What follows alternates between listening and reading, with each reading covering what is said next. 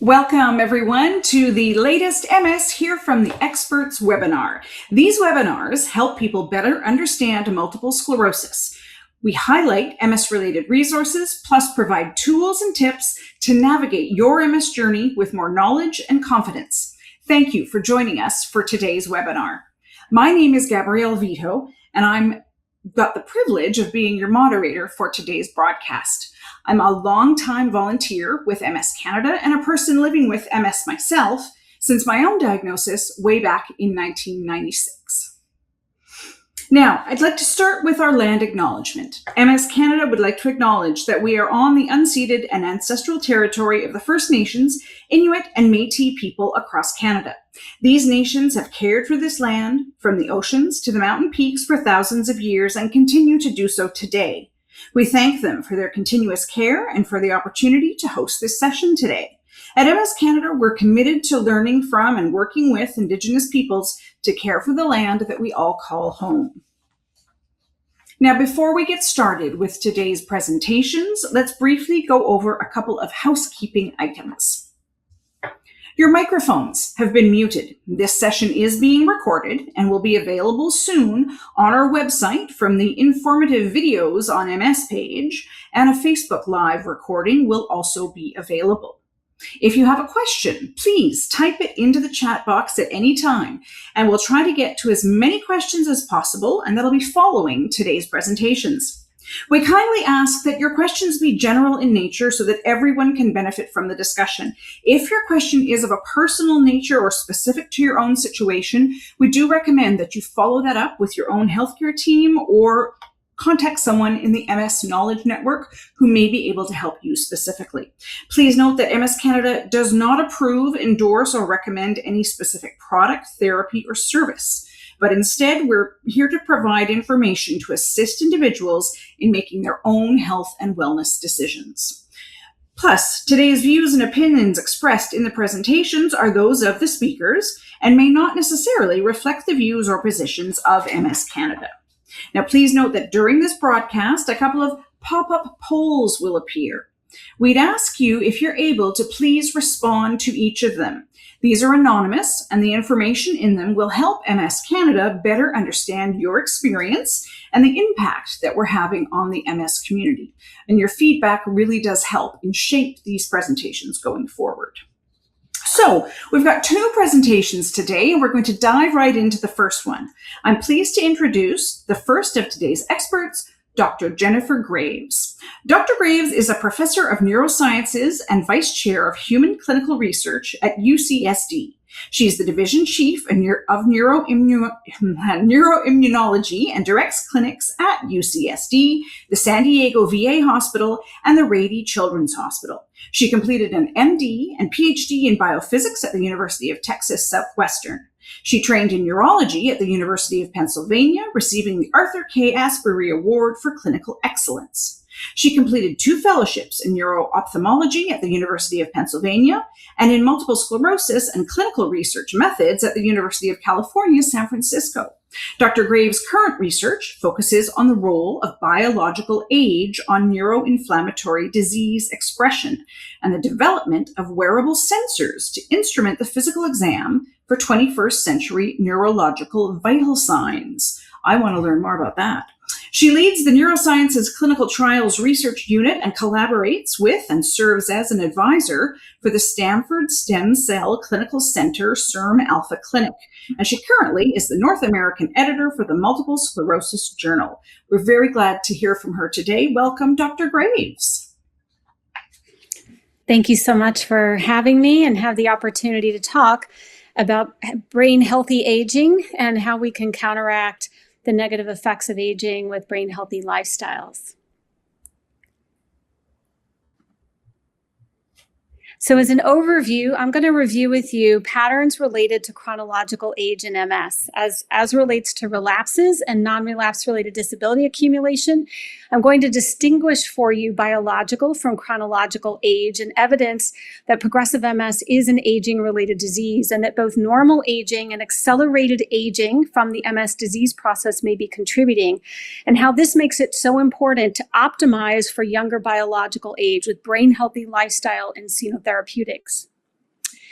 Some basic facts about age and epidemiology. There is pediatric MS. It occurs in about 5% of cases. The mean age for everyone with relapsing disease is around 30 years at presentation. The mean age for onset of both primary and secondary progressive MS is around 45 years of age. And prevalence data from about 5 years ago in North America shows that with improvements in healthcare overall and improvements in MS therapies, the mean age of those currently living with MS has shifted. And almost half the patients will be living with this disease over the age of 55. And I show that to you in the bar graph at the bottom, where the blue represents female patients, the red males, and on the x-axis, you can see that over half of this distribution is over 50 years of age. A brief comment about late onset MS presenting over the age of 40 or 50 years of age. The blue or turquoise represents relapsing MS. The orange represents progressive, and age is on the x-axis. For those under 40, 85% of people present with relapsing disease. But by the time people reach 50, this goes to 50-50 chance of having progressive MS. And for people over 60, 75% chance of presenting with progressive MS. MS, as you all know, is a highly varied disease. Everybody's story is a little different. There's a spectrum of severity and pace of that severity. 85% of adults present in a relapsing remitting form of disease.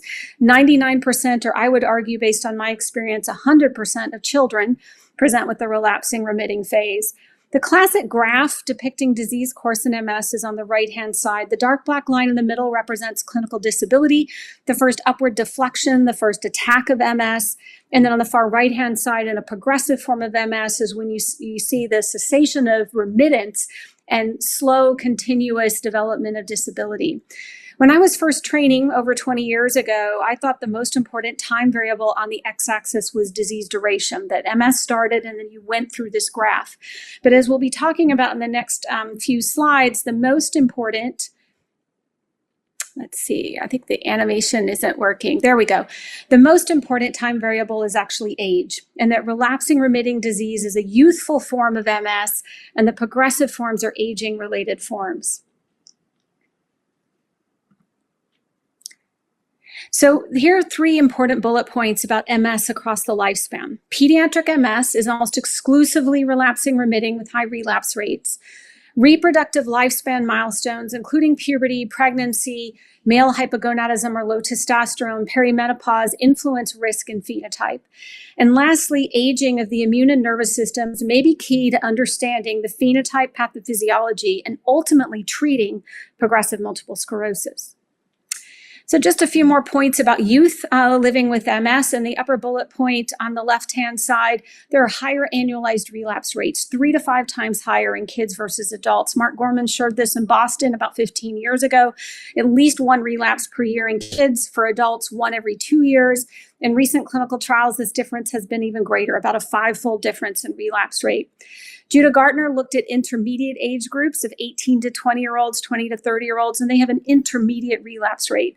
So if we look at this very simplistically on the right-hand side with my blue bar graph, children, young adults, there's this linear relationship between relapse rate and these age groups. And this has been shown in different cohorts around the world. This is data from Europe and Australia, MS base. Age is on the x-axis, attack rate or annualized relapse rate is on the y. Females are in yellow, males are in green. And what you see between 20 and 60 years of age is almost a 10-fold drop-off in the chance to relapse. The relevance for this is that since most of our disease-modifying therapies or treatments for MS target those relapses, their efficacy declines. Their potential benefit for patients decline with age as well because they're all targeting that relapse biology. And this graph on the y-axis is a measure of efficacy. We're going up is good. Age is on the x-axis. Each circle represents a clinical trial that's been completed in MS. The colors represent different drugs, the size of the circles, the size of the trial. And in my text at the bottom of the slide, this is over 28,000 patients worth of data. And it unfortunately predicts 0 efficacy of the drugs we have on the market today, on average, beyond 53 years of age. Now, that doesn't mean for everyone. This means the average result is you get the most benefit under 50. Some people over 53 may still have benefit, but on average, there's less benefit. And there's also less benefit of the more powerful high efficacy medicines compared to low efficacy in people over 40. So this is a big call to action for us to really pay attention to this aging process and to learn how to treat it better. Disability accumulation is linked to age. The older you are at onset, the shorter the time to ambulatory walking disability, no matter how long you've had MS. So if your MS starts at 10, you are a pediatric patient, you won't have progressive disease or walking dysfunction as a kid, but once you reach adulthood, you may be at risk, but the delay is longer, 20 to 30 years.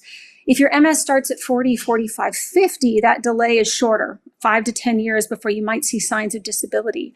And again, remember, the mean age of onset for these progressive forms of MS is older than relapsing MS. And this relationship between age on the x-axis and disability on the y is shown for you at the bottom of the slide. But the good news for all of us is that our birth date isn't everything. The rate of our physical aging may not match the number of candles on the cake. So this is something we could intervene on with healthy lifestyle. Studies tell us that for large groups of 38-year-olds, for example, their biological age could actually range from 25 to 60. Many factors contribute to this, including genetics. We know those families that seem to be super agers. Everybody looks good as they age. Level of exercise, which we'll be talking more about today, is one of the best fountains of youth, can be protective. Diet, toxins like smoking can impact these processes. Biological age as a construct has been shown to be relevant to predict mortality and to predict chronic diseases of aging like heart disease, dementia, and cancer. And we can create someone's overall somatic age, which is going to be similarly measured for males and females, or reproductive aging, which will diverge based on sex. We're going to focus mostly on somatic and things that apply similarly to males and females. I'll just have a couple comments about reproductive aging, but I'll be happy to answer questions about that at the end. Historically, we treated MS as a one-size-fits-all approach. But as I've been discussing, this really isn't appropriate across the lifespan. This cartoon is showing you in cartoon format some of the things I brought up on the earlier slides. We divide life often into 3 epochs: early life or youth in green on the left-hand side, later life in purple on the right-hand side, and midlife in the middle. If you drop your eyes down to the blue box at the bottom, for any one individual, we can measure their pace of aging and see if they're on track with their birth date age or if they're experiencing accelerated or slower biological aging. And these constructs are linked to structural changes in all the organ systems in the body, including the brain. And as we've been discussing, this is relevant for how we treat MS. I've shown you that kids have the highest relapse rates, the highest level of inflammation. This is when we need to be using aggressive immune suppression. I've also shown you that our immune suppressive agents don't tend to work as well or have as much benefit for older patients. So people with late life MS need less of this systemic immune suppression when they're at higher risk for infections. And we need more age reversal therapies, which we'll be talking about today with healthy lifestyle, as well as specific targets to treat the host immune system when they're living with MS in older age. And then most importantly, for people in middle age, this may be where it's most relevant to measure someone's biological age to see if where they are currently matches a youthful form of MS that needs immune suppression or needs a different approach. And also important, this is a paper, a sidebar from a couple years ago, that when we talk about aging, we think about how we add a candle to the cake every year, but that's not how the biology works. Aging can be nonlinear. You could have a burst of aging biology and then stabilize for a while, and then a burst of aging biology and stabilizing. And we need to understand those processes to treat it. So you don't need to know everything happening in these graphs, but know that these are all different types of aging markers, proteins in the blood, metabolomic measurements, and see these 2 bursts of aging around 45 years of age and in the 60s. So we've been putting our money down for about 10 years that biological aging is a driver of progressive multiple sclerosis, and that we hope by slowing the aging trajectory, as shown in the dotted blue line, we could impact the burden of multiple sclerosis. The geroscience hypothesis states that reversing aging processes or slowing them down can ameliorate diseases of aging, of which we posit progressive MS is one. So how can we measure someone's somatic biological age? I'm going to very briefly just touch on some of the ways we've done it in our group with leukocyte telomere length, epigenetic age, multi-marker clinical indices that any of your doctors, including your primary care doctor, could measure, and one slide on metabolic age as well. So this is just highlighting these different measures. You don't have to digest everything on the slide. This is one of my brief comments about reproductive aging. We have measured hormones to look at ovarian aging in women, and we've shown that that's relevant for disability and MRI measures of brain loss. And I'm happy to answer questions about that at the end. We've measured the NHANES index, which I'll briefly go over, the leukocyte telomere length, and epigenetic age. So telomeres are the ultimate biological clock. They're one of our oldest ways to measure biological age. The cartoon in the upper right-hand side, the red circles are highlighting that these are caps of proteins and nucleotide repeats that protect the ends of our DNA of our chromosomes. They shorten over time as our cells turn over, and this can be worsened by diseases like MS that have oxidative stress. Shortened telomeres are seen in diseases of aging like heart disease and dementias. And we've shown, this is a summary of our work, telomere length is relevant in MS. It explains 15% of the variance of your birth date age on disability in multiple sclerosis. And having shorter telomeres is associated with disability no matter how long you've had MS or when your birth date is. And in my third bullet point, telomere attrition drives the DNA damage response in cells and cellular aging. And this is undoubtedly relevant to what our patients are experiencing when they live with the disease. And we have been putting our bets on targeting aging-related processes as a key therapeutic strategy to finally get high-efficacy drugs against later life MS. And in my cartoon version of this information, on the far left-hand side, in the youthful state, the telomeres, represented by those blue boxes, are protecting our chromosomes, keeping our cells healthy, and it allows better recovery in multiple sclerosis and less disability. Our cells turn over, and as they turn over throughout our lifespan, these telomeres shorten, as shown in the early aging picture in the middle, where that blue box has now gotten smaller. And when that happens, it only takes a few of those in your cells to shorten to drive an aging response, and to turn those cells into abnormal senescent age cells that produce pro-inflammatory molecules that could be worsening progressive MS, and doing so at the time scale we see progressive MS advance. And these cells can build up in our immune systems, on our brain, and cause trouble over time. Another way to measure biological age is an epigenetic age. In this figure, the yellow helix is your DNA, and we think of your DNA as something your parents give you and you can't change it. But actually, your DNA gets modified throughout your lifespan, and these red flags can come on and off your DNA. They're called methyl groups, and the pattern of these red flags can be used to calculate a biological age. In my second bullet point, I highlight that these can be derived for how long you're going to live, or how long you're going to live with or without aging-related illness. In the middle bullet points on this slide, it highlights that measures of epigenetic age, including pheno age and GRIM age, have been shown to be accelerated in people living with MS compared to controls. And in the fourth bullet point, that a lot of this is happening in B cells, one of the cell types we know that's important in MS, and this is something we might be able to target therapeutically. In my last bullet point and my next slide is a moment of hope, because many of us are going to face aging over time, but there's early stage proof of principle that this epigenetic age can be reversed. And what you're looking at here is data from a clinical trial. This was not done in multiple sclerosis. It was done in other individuals, but they gave human growth hormone, DHEA, and metformin. And you don't have to know all the details of these graphs, but know the downward direction is good, a deceleration of aging. And by 12 months exposed to these molecules, patients showed reversal of aging. And we're really interested to see if these approaches could be done in MS.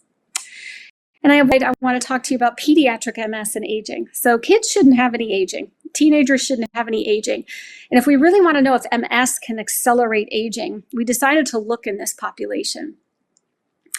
And what you need to know about this slide is that we looked at those two measures of biological age I just introduced to you. Telomeres in the upper left-hand side, those red flags on your DNA, epigenetic age in the upper right-hand side. And these graphs are showing, unfortunately, some evidence of accelerated aging in kids with MS, not in all of them, but in some kids.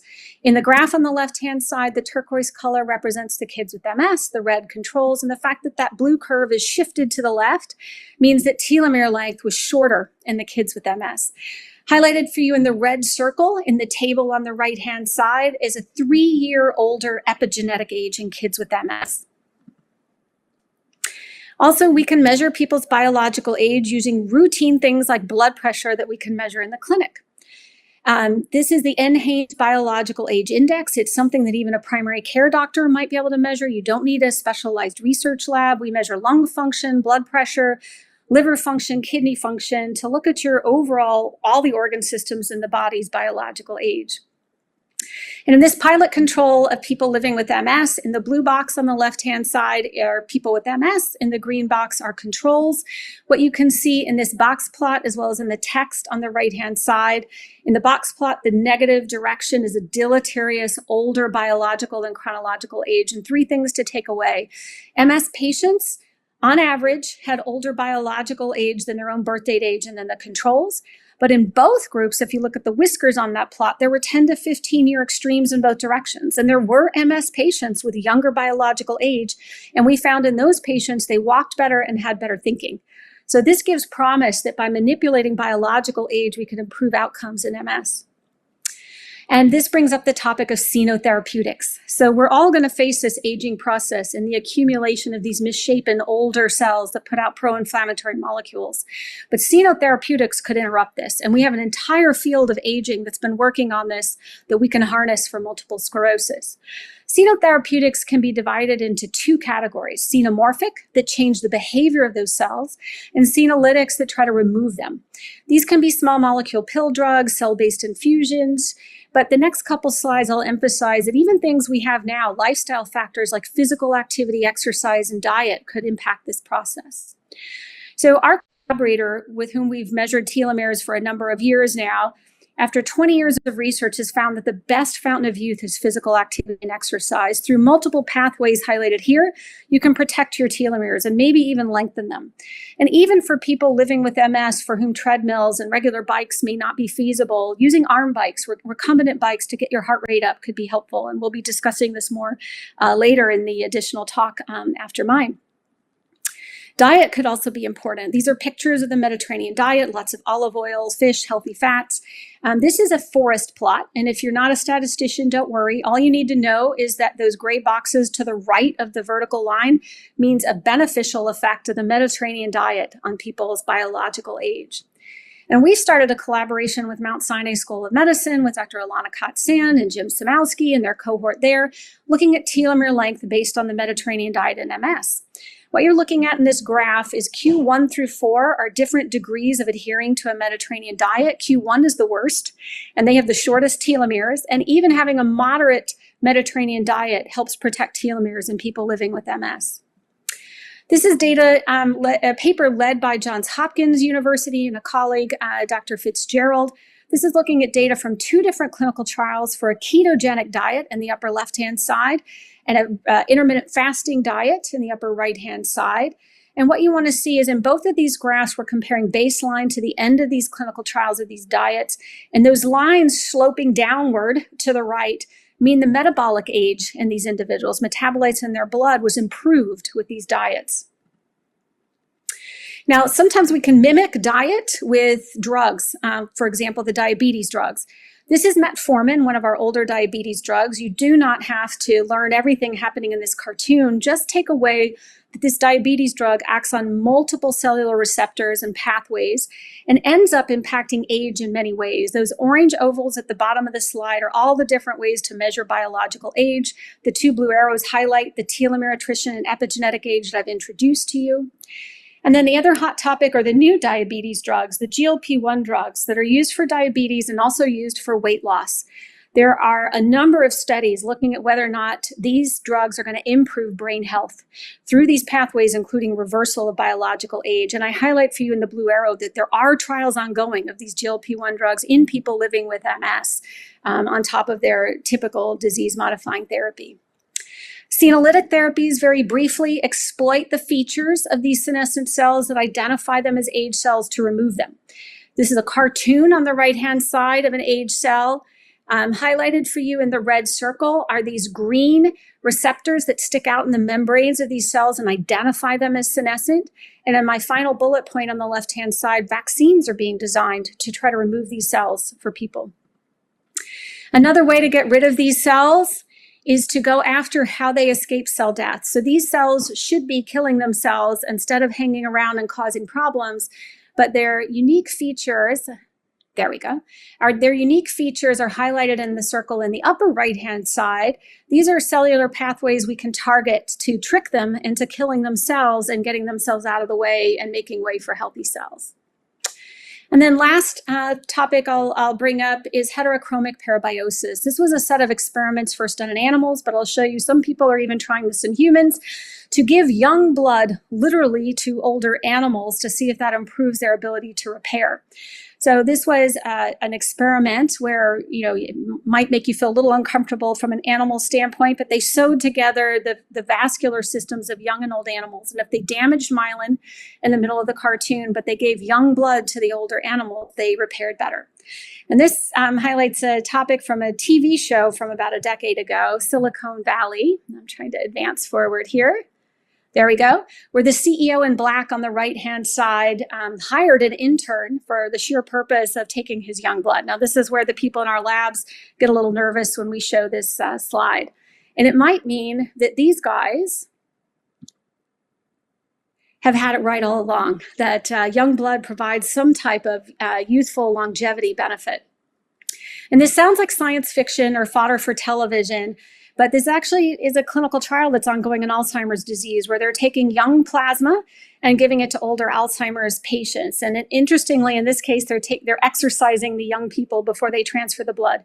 I think it's better for us to be exercising on our own than taking exercised young blood. But just to show this isn't complete science fiction, these types of things are actually happening. So here's a summary slide of all the aging processes happening in multiple sclerosis. You don't have to digest everything happening here. I've introduced to you the concepts of telomere shortening and senescence in the upper left-hand side in panel A. Haven't talked about in panel B in the bottom left-hand side, hypoxic stress and energy failure. That's another target we can look at with healthy lifestyle and multiple sclerosis. And in the bottom on the right-hand side, the microbiota in our gut can influence our brain, and this can change with aging. And in the upper right-hand side, biological aging is associated with developing diabetes and heart disease, and these are things we need to ameliorate in people living with MS as well with healthy lifestyle. Future biological aging targets include things that might look familiar to you, like antioxidants that you can get from your diet as well as from supplements. Also circled in red here for you, if you've been paying attention to this literature, resveratrol is what's found in red wine. And this was behind the movement to have people drink red wine. We don't like a whole lot of alcohol for people living with MS. Moderation is okay, but keep in mind you can get this from red grapes as well. So in summary, we need to optimize aging in multiple sclerosis to try to protect people from progression and disability accumulation. We might not need the entire fountain of youth. This is Ponce de Leon's from Florida, but we do need to start addressing building reserve early in disease, even in pediatric MS. We need to consider measuring biological age in our patients, using what we have now, including exercise and diet, and preventing comorbidities like blood pressure problems. Some fun pictures of our team in San Diego. If you're ever in the area, please look us up. We'd be happy to meet with any of you if you're down in our area. So thank you very much. I believe we're taking questions at the end, and here's our contact information. Dr. Graves, thank you so much. That was fascinating. Some of it I'd heard of, some of it I had not. So thank you so much for introducing us to some of these concepts and letting us know about some of the research that's ongoing. So I'm going to move on now to our second presenter, and Dr. Graves is absolutely right. We're doing questions at the end, but to feel free, everybody watching, type them in whenever you have the chance, and we'll get to them at the end. So our second presenter today is Dr. Catherine Knox, and Dr. Knox is the provincial department head and an associate professor at the University of Saskatchewan, Department of Physical Medicine and Rehabilitation. Her clinical practice includes neurorehabilitation services with a special interest in multiple sclerosis. She obtained her fellowship training in physical medicine and rehabilitation at the University of Saskatchewan and her Doctor of Medicine and Kinesiology degrees at McMaster University. Dr. Knox is a primary investigator with the Cameco MS Neuroscience Research Center at the University of Saskatchewan, past director of the Saskatoon MS Clinic, and a founding member of the MS-CAN Rehab Clinical Trial Network and the NeuroSask Active and Connected Program. Some of you may be familiar with that. Her clinical research focuses on gait, exercise behavior, long-term outcomes, and quality of life for people with multiple sclerosis. Thank you so much for being here. Welcome, Dr. Knox. Thank you, Gabrielle. And thank you, Dr. Graves, for that super introduction. Um, and I'm going to really focus in on feeding that fountain of youth with some very practical tips and tricks for physical activity. So I'm going to advance my slide. These are my disclosures. I'd also like to acknowledge a colleague of mine, Dr. Sarah Donkers, who has spoken to some of you before on this topic and whom I've done research in this area with. So I thought we would start by reviewing some myths about physical activity in MS, summarizing very briefly the research about physical activity in MS beyond what Dr. Graves has already shared with us, and then talk really practically about some tips and tricks to do physical activity in everyday life. So I'm coming to you today from Treaty 6 territory in Saskatchewan, where we have real environmental barriers to being active outside, and you may as well, depending on where you live. This is a beautiful sky just outside my home, and all the snow is gone, and hopefully it's gone for good this year. In Saskatchewan, unfortunately, we have one of the highest prevalence rates of MS in the world, and therefore there's always lots to do and ask about MS in Saskatchewan. So 4 myths that I think are really important when it comes to physical activity in MS and helping to fuel that fountain of youth. The first is that if you have MS, you should avoid exercise. That is, in fact, a myth. And up until not that long ago, this was actually the teaching to people living with MS. And there's a beautiful account of the history of MS from my colleague, Jacques Murray, about the relationship between exercise and MS in his book. If any of you are interested, it's a great read.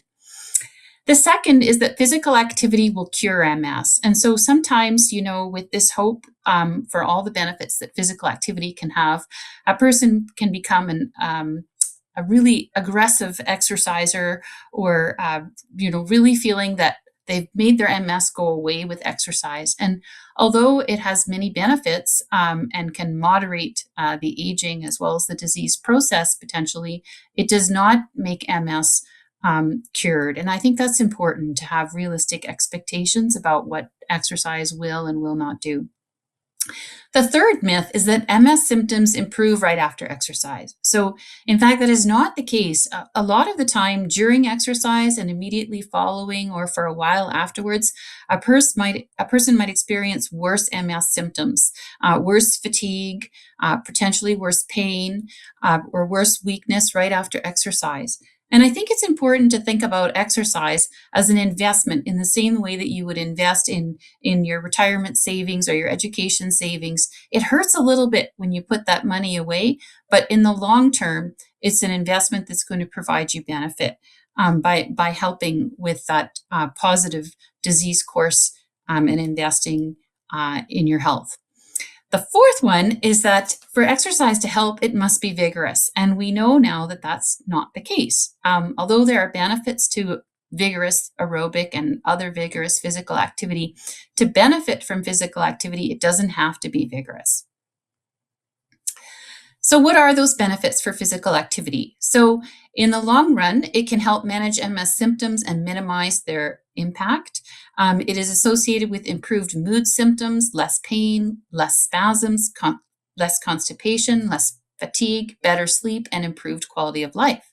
And it truly is an investment in your long-term health and wellness. This is a study that's not specific to MS, but if you look at the relative risk of prematurely dying or aging and then dying, if you are sedentary, your risk is increased substantially compared to even if you just exercise a little bit. So you can see on this red line, the drop in the red line is substantially steeper between 0 to 60 minutes of moderate to vigorous exercise per week. And then as you exercise more minutes per week, it starts to flatten.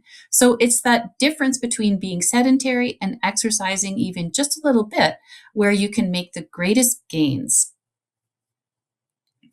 In terms of physical activity behavior, we think about it along a spectrum from being sedentary to being vigorously active.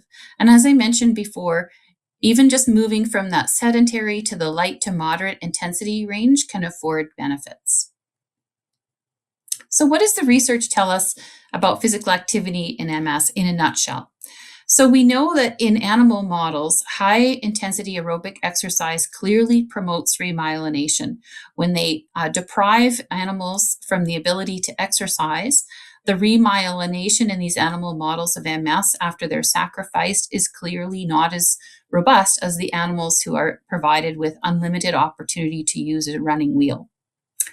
In people living with MS, physical activity is associated also with reduced relapse rates, reduced disability, and actual structural and functional changes in the brain that are beneficial. We also know that cognitive behavioral interventions are effective in helping people to become more active. And we are researching how exercise stimulates nervous system repair and prevents neurodegeneration, as Dr. Graves was mentioning about the association between exercise and reduced aging. We think that there is a molecular signature that's released when muscle contracts when a person exercises, and this molecular signature is neuroprotective on brain health. We are also testing combination of therapies. So for example, combining exercise with disease-modifying therapies or combining exercise with diet or other interventions to see if we can get an enhanced effect, as well as looking at dosage and responder effects. So does everybody respond the same to an exercise intervention? And does everybody need the same dose? There are probably individual differences in how we respond to exercise. This is a slide from Dalgas, adapted from 2019. And this theory is really starting to be borne out in the research. And this theory is that if you exercise early in the course of MS, your trajectory of disability progression will be improved compared to if you do not exercise or start exercising later in the disease course. And so you can see here that the lowest blue line are the people that are exercising regularly lifelong, and the red line is the trajectory if a person is not exercising early in their life. And the green line is in between, exercising after diagnosis. So physical activity is a behavior that impacts brain health. It's really only one determinant of brain health, but a very powerful one. But because it's a behavior, it means it can be changed. And so some of these other determinants are more difficult to change. So fortunately, in 2020, we were blessed with new physical activity guidelines and recommendations for across the disease course. The first potential guidelines that were released were not applicable to people across the whole disease course, but we now have guidelines that look from early disability to even late disability that we can look to for guidance. One of the key points in this guideline is that early evaluation by a physical or occupational therapist or exercise or sports scientist with experience in MS is recommended to establish an individualized exercise or lifestyle physical activity plan. So really honing in on the fact that it really requires an individualized approach. The recommendations ask us to aim for 150 minutes of physical activity as tolerated and minimizing long bouts of sitting down. So if you're sitting down after a 1.5 hour webinar with us, you should get up and try to move a little bit. I think it's important to think about these 150 minutes that they can be broken down in many different ways. So for example, it could be just over 10 minutes twice a day, every day of the week. And so this individualized part is to look at your lifestyle and how this can be broken down to work into your life. So what about the types of exercise? So there's cardiovascular exercise, which gets your heart rate up, and you might feel that you have to catch your breath to talk. There's muscle strength testing, strength training, flexibility, mobility and movement, balance training, and then different approaches to bring in balance training through different types of interventions. I'm going to talk a little bit more at the end about types of exercises. The physical activity guidelines that were released in 2020 give specific recommendations for each of these categories of exercise. For people with mild disability up to needing a walker or bilateral assistance to walk, these are the recommendations that have been put forward. And these are based both on evidence and expert opinion. So aerobic exercise 2 to 3 times per week, a minimum of 10 to 30 minutes of moderate intensity, which means you're feeling that your heart is racing, but you can still talk while doing the activity. Resistance training 2 to 3 times a week. Flexibility for 30 to 60 seconds, holding the stretch, 2 to 3 stretches of target areas that you might especially need to maintain your flexibility. Typically in people with MS, this is often the hamstrings and the calf muscles. And neuromotor exercises to help work on maintaining balance and coordination, 3 to 6 exercises per week, lasting approximately 20 to 60 minutes. For people who are not ambulatory with bilateral assistance, so maybe just able to take a few steps to transfer or using wheeled mobility, the recommendations are for up to 10 to 20 minutes of daily physical activity as tolerated, 3 to 7 times per week, an individualized and gradual increase in intensity and duration. That these types of exercise might include the ones I mentioned previously, as well as even breathing exercises and focusing a lot on the upper limb and core.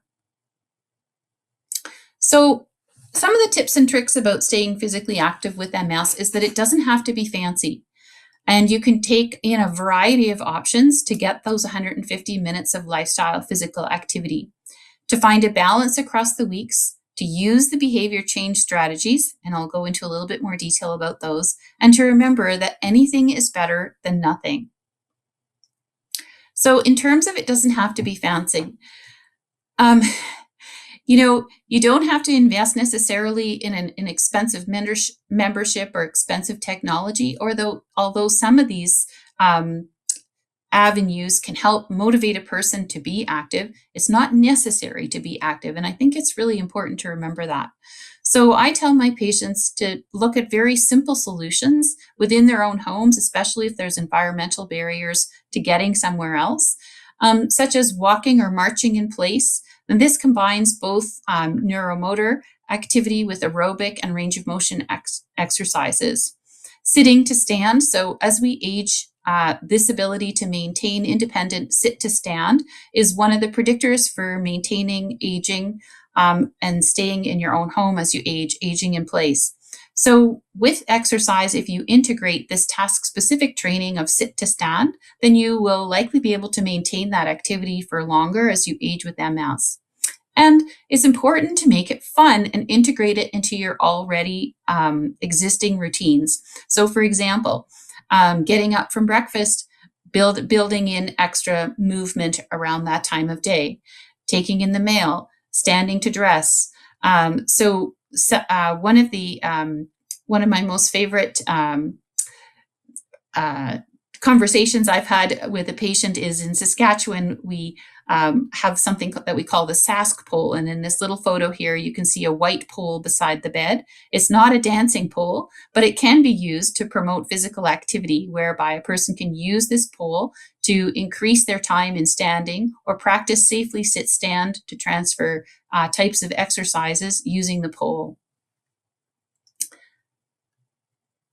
So it's not straightforward. It's really important to celebrate small wins. And so people with MS often will experience real barriers to maintaining physical activity, including difficulty with sleep, fatigue, pain, balance, and weakness challenges, as well as bladder and bowel symptoms. It may seem challenging to do just the daily tasks, to make nutritious food, and to cover off the essential activities of daily living. And it might seem like exercise is the last on the list of priorities.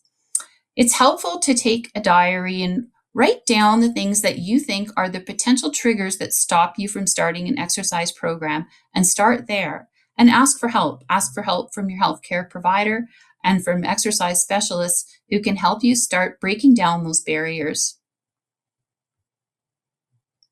Behavior change strategies. So there's a whole taxonomy of behavior change strategies, and I'm not going to go into them all today. But a recent review concluded that the more strategies that are applied in an exercise study, the more likely the results of that study were to be positive in helping people change their behavior to be more active. And so it's really a question of which behavior change strategies are going to work for your person.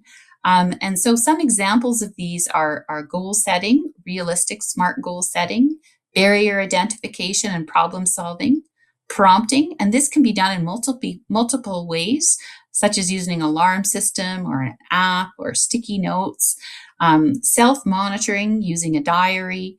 Social supports is one bucket of behavior change strategies that is very effective in helping people stay active. And providing credible sources of information. So today, you've received credible sources of information from Dr. Graves on the Fountain of Youth and Aging. And so hearing about this information can help a person really prioritize this as a lifestyle activity that you hope to do going forward. And then actually demonstrating how to. So my slide where I showed two chairs, a few feet apart, something very simple that you can actually implement in your home. The how-to can help a person start with just a very simple activity and then integrate it into your daily life. I just want to share with you a study that we're quite proud of in Saskatchewan. So just before the pandemic, we started a study where we recruited people to be involved in a 1-year individualized physiotherapy and activity coaching intervention. And so participants had the opportunity to have on demand a coach available to them to help them address these barriers and become physically active. We trained the 14 physiotherapists in Saskatchewan on behavior change theory, on physical activity, and on multiple sclerosis. And then we linked each person in the study who was in the intervention group with a physiotherapist. And the intervention was individualized. So depending on what they needed at that point in their life, the therapist worked with them to help to increase physical activity into their lifestyle. And we were able to show that compared to the waitlist control group, we were able to move people who were most sedentary, so you had to be sedentary at baseline, into a more active lifestyle according to a self-report questionnaire that's been validated in ambulatory people with MS. And the people in this study were ambulatory. So I haven't yet done this in non-ambulatory people, but we hope to. So where to start? So focus on only one or two things. Don't try to necessarily hit the guidelines all at once. Just take one small chunk. And you don't have to do it every day. So one of the challenges is, if you fall off the radar about what your plan is, it's sometimes, I can't restart it. I've blown it now. That's not the case. It's okay to not make the mark every day. And commit to a diary, and don't pass a lot of judgment about what you're doing in your day. Just monitor what you're doing in the day to start with and observe for patterns. And then just choose one small thing that you think you can change. And once you've successfully changed that over a period of time, add in another small change. We're really looking to create lifelong habits and then adjust them as you age. So we heard just a few minutes ago that 46% of people living with MS are going to age or are actually over 55. And so you can expect to age with MS, and you can expect that you will need to adjust your activity routine as you age to make it sustainable lifelong. A couple of other things to consider. It's important to stay hydrated and to plan a toileting routine. So if you're needing to be near a toilet and that is interfering with a potential routine, then that's something that can be planned for. For example, either knowing where the toilet is, or even considering using an incontinence product for when you do your exercise. So things that can be overcome. Plan your food and sleep so that you have sufficient calories when you're going into doing some physical activity and sufficient rest, and plan for extra rest afterwards. Wear breathable clothing that's easy to use. If it's going to take you a long time to change into the gear to do the physical activity, it's not very practical. Choose a cool environment and use pre-cooling techniques. There's been some research that has shown that if you pre-cool, then your ability to exercise more intensely is better tolerated for people living with MS. So pre-cooling might include sitting by a fan before you exercise, using cooling garments, or being in a room of a cooler temperature before you engage in exercise. You want to prioritize moderation and consistency, and you want to consider safety, a social and interactive experience.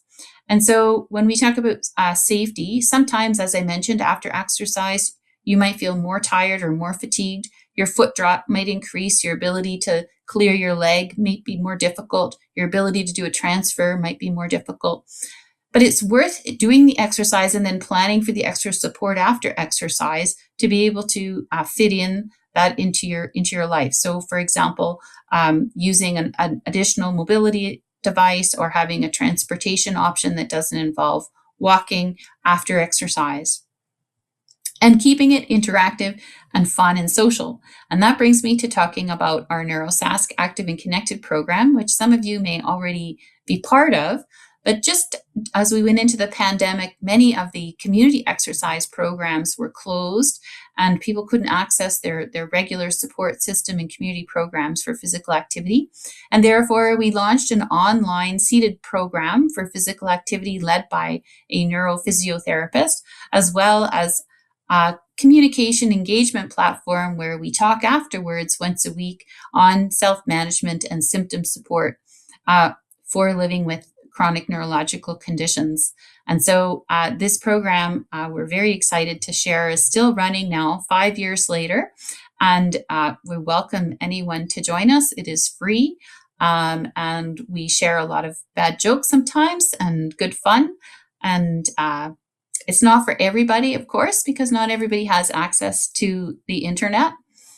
But it is an option for some people.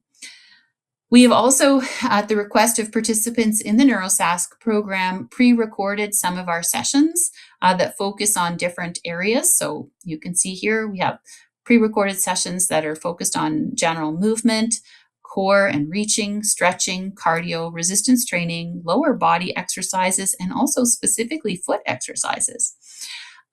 So the actual program runs live. And it is, I think, one of the important parts of the program is moving together in real time. But for those that can't join when the program is running, we do have these pre-recorded options.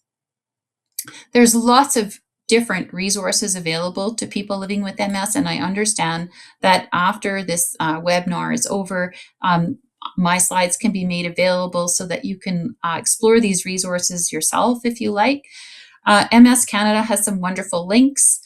There's a list of exercises for people living with MS also on the UK website and the national MS website with videos. There are also some great non-MS specific resources for people who are living with disability through the Participaction website. The Time at Home program is very similar to the NeuroSask program. It followed the NeuroSask program on the same model, but this involves standing exercises for people who are ability to do exercises in standing. For wheelers, there's some terrific videos on staying active and things to consider with safe mobility and wheelchair users. And there's some great resources online where you can actually do. So we talked earlier about, one of the behavior change strategies is to demonstrate the exercises. And so these videos actually will demonstrate them to you. Last slide. Right. So I said I would circle back to what type of exercise is best. It's really, I think, comes down to one that a person will do. And so when we look at the evidence around brain health and neuroprotection, aerobic exercise probably has the most robust evidence supporting the association with brain health, but just not being sedentary and doing something that you can sustain is the one that is the most important for you. And there's a range of benefits in all types of exercise. So it is most important to just choose one that you know is going to fit within your lifestyle and your ability at this time. And consider why you want to do this. And so hopefully today we've shared with you some good reasons to change activity behavior and engage in exercise. And so just to review, we began with going through some myths about physical activity. And it's really, I think, it's on all of us to really dispel those myths and share that these are myths. And what we are learning about from research in physical activity in MS is a very steep learning curve. And I've shared with you some very practical, I hope, tips and tricks to stay doing physical activity. This is a shot from our group doing the MS walk at the University of Saskatchewan here in Saskatoon. And I think now we can move to taking questions. Thank you. Wonderful. Dr. Knox, Dr. Graves, both of you, thank you so much for your informative presentations and for being here with us today. Now, we do have time for questions. So now, audience members, it's your turn. Please type your questions into the chat box and we will cover as many questions as possible. Again, we ask that your questions be general in nature so that everyone can benefit from today's discussion. If your question is personal or specific to your own situation, we recommend that you follow that up directly with your healthcare team, or you can always contact the Canadian MS Knowledge Network. So I'm going to dive right in and see what we have. So I'm going to start first on the research side of things and look at some of the questions coming in from our audience in that area. Are there specific labs I would ask my primary care provider to order to assess epigenetic biological age? Dr. Graves. Great question. Great question. It probably depends on where you are and who your provider is. These constructs of measuring biological age are still largely sitting on the research side. We're trying to tee them up and make them ready for distribution for clinical providers, but I can't guarantee that your primary care doctor is going to feel ready to do that. But the tests that I showed you that involve the blood pressure, pulmonary function test, all of those tests actually are available to most doctors. It's their comfort at being able to use that to calculate your biological age. But yes, hopefully coming soon that we could maybe offer an informatics tool for regular doctors to be able to calculate that. Wonderful, thank you. So also in this area, we have a question about supplements. Somebody asking if NMN helps to elongate telomeres. So do you have any thoughts to share on supplements in this area? So there've been some studies looking at various types of antioxidants and supplements, how well they protect different measures of biological age. And that does include telomeres. For that one in particular, I don't know if we have a large study that proves it. But certainly anything that is antioxidant may have potential benefit by reducing oxidative stress. It may not lengthen your telomeres, but it may shorten or it may decrease the amount of shortening that happens over time. All right, I'm going to move things now over to the practical parts of today's presentation, and that, of course, is about exercise. And one of the biggest factors, of course, we know in MS is fatigue. So we have a question about tips to share for debilitating fatigue that usually demotivates a person with MS to exercise. Any tips you can share on how to tackle that? Yeah, thank you. That's a great question.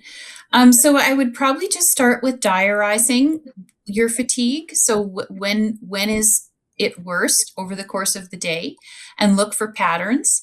And if there's a pattern where there's a particular time of day where you seem to have more energy, to build in a small amount of activity around that time of day. The other opportunity is to look at a routine that right before you don't have to do anything. So I have a couple of patients who have, very, very limited hand strength, and their fatigue in their hand strength is very problematic for them to be able to get through their daily activities. But if they do their hand exercises and their reaching exercises right before bed, then it doesn't matter if they're too fatigued to do any more activities of daily living. And so it's just a little bit difficult sometimes to get yourself to move when you're tired at the end of the day, but it also means that you don't have to have anything left in your tank for the rest of the day. So those are kind of two strategies. One is monitoring first and figure out what is generally your best time of day.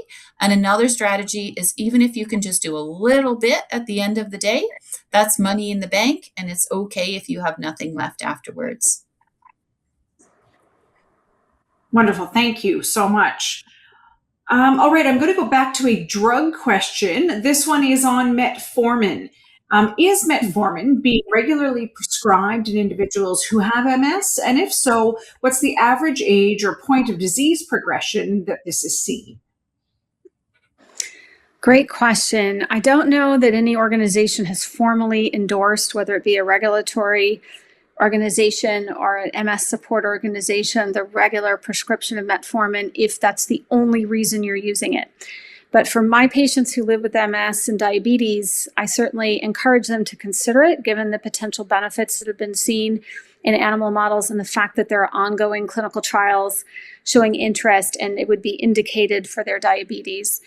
It'll be interesting to see as those trials emerge, as well as some new trials looking at the new drugs, the GLP-1s that also seem to really help with weight loss.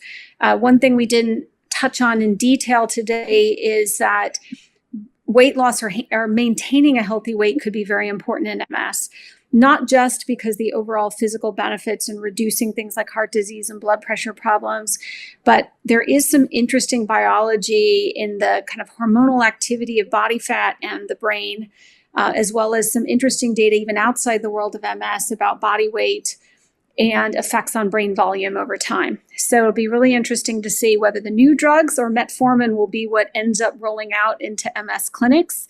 But there are a lot of people who are getting potentially dual benefit for their diabetes and their MS using metformin. Interesting. All right. Thank you so much. All right. What else do we have here? This is sort of a two-parter. How can people with MS distinguish between normal aging and disease progression? And then how should that change we approach lifestyle over time? Great question, because sometimes we mix different things. And this is one of the struggles of living with MS is sometimes MS gets blamed for everything, but there's actually something else going on. And it's really important that patients and providers have good lines of communication.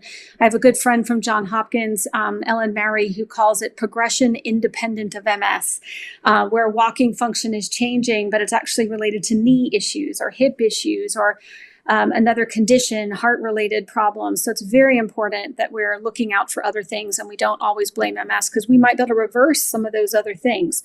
Or a degenerative disease in the spine is another one that can cause problems as people age. So the answer is we need to be carefully listening to our patients. We need to be carefully measuring things in our patients. I feel as a highly specialized MS provider that I can distinguish between the two, but I do need my patients to tell me what they think is happening so I can help them and we can distinguish and we can look for ways to modify that lived experience. But interestingly, biological age is driving both. So if biological age is building up in someone, it could be driving the MS progression. At the same time, it's driving the other diseases of aging. So by targeting biological age, we may help both problems by keeping people physically active and moving as much as possible within all the parameters that were reviewed, could help with both sets of problems. Wonderful. Maybe I can just... Of course, go ahead. Can I just add to that? I think it's really important for a person living with MS to have all the regular monitoring checkups that are recommended with respect to age-appropriate screening. So for cancer and for routine blood work. And so I think, because some of those comorbidities are part of routine screening through primary care. And so making sure that those are done, I think is really important. And I also think that even in experts' hands, it can be difficult to tease apart the aging related to, the progression related to aging and the progression related to MS. But at the end of the day, the lifestyle behaviors are effective for both. And so, even that some of these tests that Dr. Graves is talking about, even if your frontline care provider isn't comfortable doing these tests right now, as long as treatable comorbidities have been identified and you've had the age-appropriate screening for cancer and blood work, the intervention to address the progression is similar when it comes to lifestyle behaviors, whether it's aging or MS progression. And so I think, just knowing that you're not missing out on some kind of like magic treatment because we can't figure out for certain if it's MS progression or aging is important, because you don't want to be anxious that you're missing something. Um, and and it is fairly straightforward to rule out osteoarthritis or pelvic floor problems from aging in women, or prostate problems from aging in men.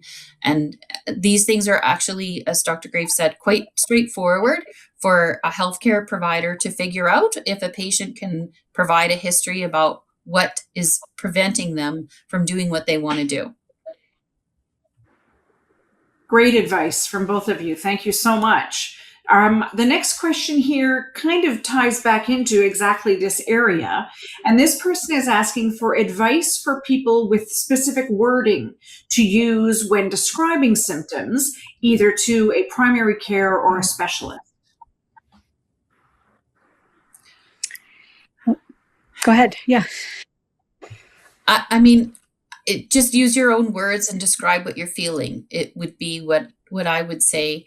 I wouldn't try to overanalyze it too much. I would just come out with very naturally how you would describe it to your family or a close friend, because that's going to be the most accurate. The more accurate you can be about how you experience it, then the more close it is to what is actually happening, and then we can evaluate that. So that would be my advice. I wouldn't try to chat GPT and say, how should I describe this? I would just listen to yourself and listen to your body and put words to what you're feeling and tell that to your healthcare provider. I agree. I would add, if you are able, otherwise your healthcare provider can walk you through it, to think about the frequency that it's happening, the context in which it's happening. For example, when people say they have some issues moving their legs, but it's only in certain positions or only under certain circumstances, that helps me distinguish sometimes a problem that's related to MS and when it's not. So if you can think about when you're at home before you go into the doctor, when is this happening? How long does it last? Is it there all the time? Is it there certain times? And are there any factors? Those types of details could help your healthcare provider sort out what's happening. Mm-hmm. Mm-hmm. Excellent advice. Yeah. No, this has been a fabulous presentation from both of you. Thank you so much. Just on a personal note for myself, this is the 30-year anniversary for myself of my diagnosis. So this is very timely information for me. So I really feel very lucky that I was here today. And I know many people in our audience will as well. So we thank you both so much for your expertise and your time that you shared with us, and all the info that you have handed out to us today. That brings us to the end of our questions. Let me just double check. I don't see any more at this point. So I'm going to thank you both. Is there anything that you would like to wrap up with? I would like to just add one more thing about the fatigue question, because for the person that asked that question, it's really important to rule out secondary causes of fatigue. So fatigue that might not be MS related, that might be related to a problem with your thyroid or your diet or your sleep. So if fatigue is a barrier to exercise, to talk to your healthcare provider, to look to see if secondary causes of fatigue that may not be MS related are addressed, or if there are MS symptoms that are causing fatigue. So for example, getting up to the bathroom at night is extremely common, or having muscle spasms through the night that wakes a person up is extremely common. So exploring things that interrupt natural restorative sleep. And then, but sometimes, all of those things are ruled out and a person still can have very severe fatigue. So just because they don't find a secondary cause doesn't mean that your fatigue is not due to your MS, but it's always worth asking the question. Dr. Graves, any final wrap up you'd like to give us today?